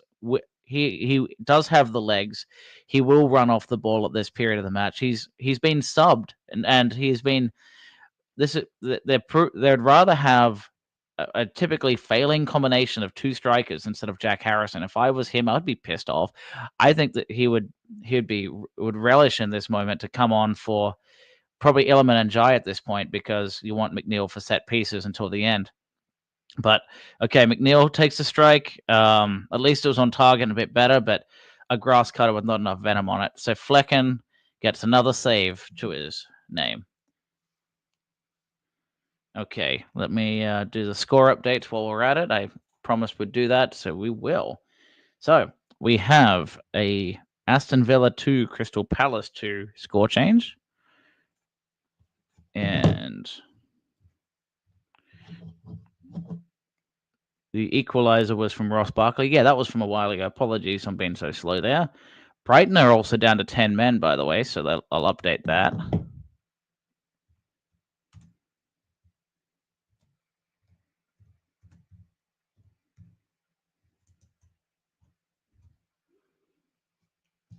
We have, and Brighton's red card was given to, I've never seen this guy before, Carlos Baliba. In addition to that, we have, Fulham losing to Wolves at Craven Cottage. Arsenal are up 2-0 at home against Nottingham Forest, and Everton are still 0-0.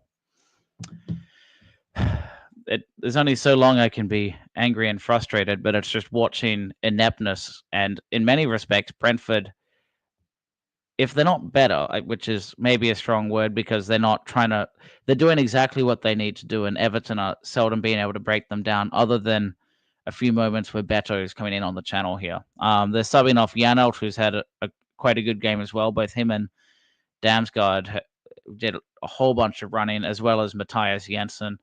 Yeah, that's like defensively, Brentford have been terrible all season. Vandenberg has been an absolute liability. Collins isn't what he used to be.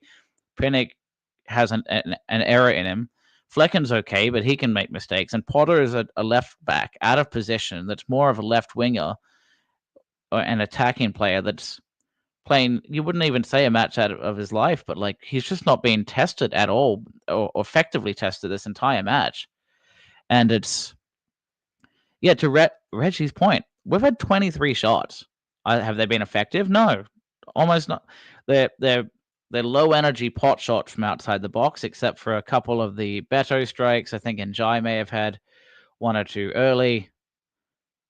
It's just not. I don't know.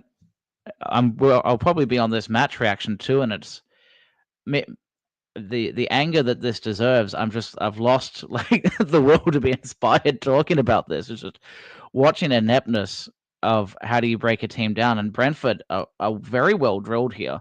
Brian Mbomo has been doing an excellent job tracking back and shutting down Njai on 2-for-1s there. McNeil using Oro Mangala, but yeah, we're just not control. We're just letting them have the center of the park, and we're having a very stationary front line here.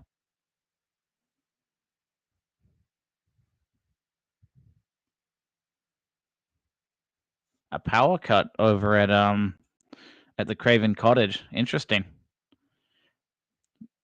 Maybe the Fulham fans have decided to revolt and fix the match. No, I don't want to say that.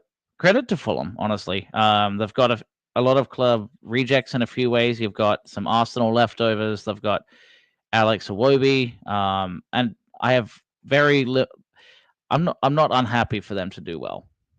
Put it that way. So Oro Mangala has it here at 87.5 minutes. Goes to James Tarkovsky.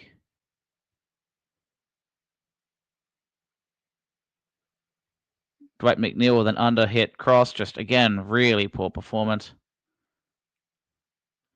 Jared Branthwaite. Goes to Oro Mangala.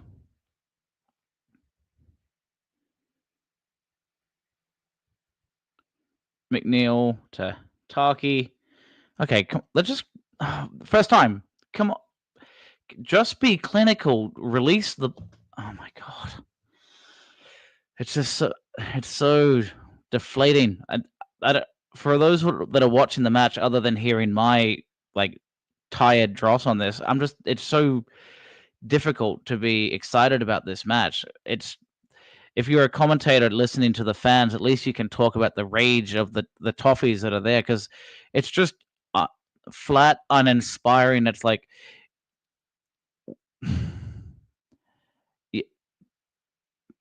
it's like there's wet butter. Oh, sorry, there's a microwaved butter, and you can't cut it with a knife somehow. And you're like, how do we do this? We need Friedkin to come in, the Friedkin group, to just like accept none of this bullshit anymore. And I normally don't, like, even that's not really swearing compared to a lot of people on this channel, but like I try not to. But it's watching just consistent incompetence for these last 15 to 20 minutes at least, where other than Beto. And now Brian Mbomo's taking a chance here, a one-on-one against Branthwaite. Does he go back post? They're looking exhausted here. They're going back post. Ashley Young wins it, so thank Christ for that. Njai just hoofs it towards Beto, who does actually quite well there. Should be getting a free kick for shirt pulling, but to no avail. Njai is still battling. Beto looking quite good here, taking on two players, but stumbling over his own feet. No free kick for... Okay, Kavanagh gives a free kick here. Well battled. Honestly, we couldn't even poke through hot butter with chopsticks either. We'd miss the target. We'd like somehow bump into each... You're like, no, you do it. No, you do it. And it just... it's just so difficult. Okay, so 4 minutes to get the winner. And you know what? What will Daesh say? I mean, does anyone want to make predictions on what Daesh will say? Or, well, we did really well. We couldn't really get the winning product here. It was a tough game. No game is an easy game in the Premier League. That would be unreasonable. Brentford with a header, but nicked off target. Yeah, I mean, defensively, Everton have done their job. But then again, look, Brentford have been down to 10 men. Why would it be that kind of match? But there are going to be the rare counter attack. Branthwaite's been fine. Tarky's been quite good. Idrissa Gueye is, I mean, this is where statistics can be deceptive. It's saying Idrissa Gueye is the man of the match. In some ways, he has been very good. He's controlling the possession. But you know what you're not doing? You're not having the finishing touch that is statistically hard to prove. But everyone that knows football knows what ratings are truly about. It's having those key passes and being clinical at the right time is way more important than a lot of easy possession. And that's where I think Gana Gueye is getting the numbers here. DCL on the left side. Is he going to cut back to Beto? Really poor cutback and cleared by Collins, who looks like he can hardly stand. Vitaly Mikalenko asking for the ball. Why are Everton looking the more tired squad? That's what's also bemusing me here. They're the ones that have possession. They're not doing much running at all. Brentford are the ones doing the chasing and the hard defensive work. Everton are just flat-footed everywhere, devoid of ideas, not just hoping someone else does the work for them. Ashley Young to Beto, no overhit. DCL just on over the back. Mikalenko taking a strike. Mikalenko has actually, credit to him. I think he's had probably his best game of the year today, and that's not. I mean, if you're asking Mikalenko to break down an opposition Premier League squad, you know you've got problems. You're asking about who's got the knife. Maybe it's Mikalenko today, but the problem is he doesn't know how to use a knife. In this analogy, I'm sure he does. Anyway, it's a corner here. It's 92.5 minutes. In swinger from Ashley Young. Dwight McNeil just falling to the ground looking completely exhausted. Mikalenko gives it back to Young. Mikalenko cross into the back post. Won by Tarky. Down to the ground there. Beto. Oh, blocked by Pinnock. That was close. Brandon Burmo takes on Ashley Young. Oh, is that Beto here? I can't. No. They're going to show a replay of that. That could have been a goal. Here in the dying embers there from... Oh, you're referencing Daesh. A solid point, I thought. Yeah, that'd be about right, wouldn't it? So, a good block from Pinnock. Yeah, I mean, Brentford they've done what they could to shut down this game, and there's about a minute left, and you'd say credit to Brentford, but shame on Everton for not just having a touch of class, conviction. And yes, you can blame Daesh, but there's also a component of like these players are not. Does Daesh tell them not to run off the ball? Does Daesh ask them to be stationary or to have the drive? Or is it that Beto is just not following what Daesh tells him to do? There's just this flatness to this entire setup. And now the entire Everton squad is running forward. Pickford's at the halfway line for a long ball. Poor chance. And now Brantwaite's on a one-on-one. Okay, back to Pickford.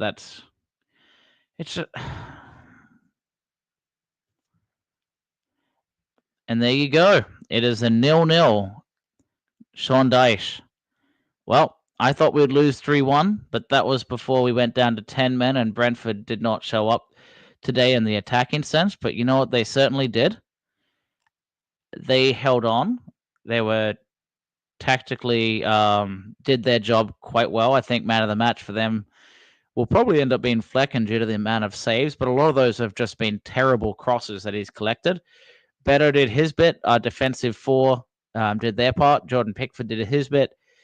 Outside of that, Idrissa Gueye had a lot of the ball, didn't do enough with it. Iliman Ajay tested and just ran out of legs. Dwight McNeil not good enough at all today. DCL just seemed to disappear once Beto came on the pitch and just looked incredibly tired and should have been subbed off. Jesper Lindstrom was at times he had his energy, but he was pushed off the ball, bounced around a lot, and just couldn't connect the play. Decore felt flat. Beto came on, showed that drive and energy, but just didn't work out. Mangala was just sitting back and didn't really take on the game at all. Really, really frustrating. And what I'm not surprised at is there should be boos, and I'm expecting. I'll have to check on who's on the watch. Sorry, not the watch along, the post match. I may end up doing some of it, but I'm not sure I'm the one to show the true rage and frustration at this point. I just feel like I've been watching the chronic decay of Everton for about 3 hours now, and me being a fresh, angry voice may not be effective. But it's been really frustrating watch. For those along with me, thanks for listening to this flat, uninspiring. We should do a whole lot better. Dyche, the performance today. Yeah, Dyche needs to come up with solutions, and that's on him. But the players too should be more than capable of having off the ball movement, knowing how to pass at this point. They're professionals. They should know they should know. Why is he clapping the fans? Well, honestly, the fans have the right to boo, and if they were happy with it, I would as well. Dyche would be pretty delusional if they were clapping at him after that. That would be passive aggressiveness at a level I would not expect. Anyway, yeah, thank you for everyone that's joined on this watch along. It's been a late game for me. It's nearly 1 a.m. now. So pretty late on, but I think I'm gonna call it there. Keep an eye out. I'm not sure if it's gonna be me along with maybe David and some others joining on from the match. And I know the network is sometimes pretty poor. And yeah, thanks for. Oh, Wolves have gone 4-1 up. That's wild. But I think this is about right. The dinosaur. But keep an eye out for the true match reaction, other than mine here, which will be coming here pretty shortly. And until then, a frustrating match. I guess we got a point, but again, that's like the milk is only part decayed. Just inept, incompetent, frustrating. We need Dyche out of here, don't we?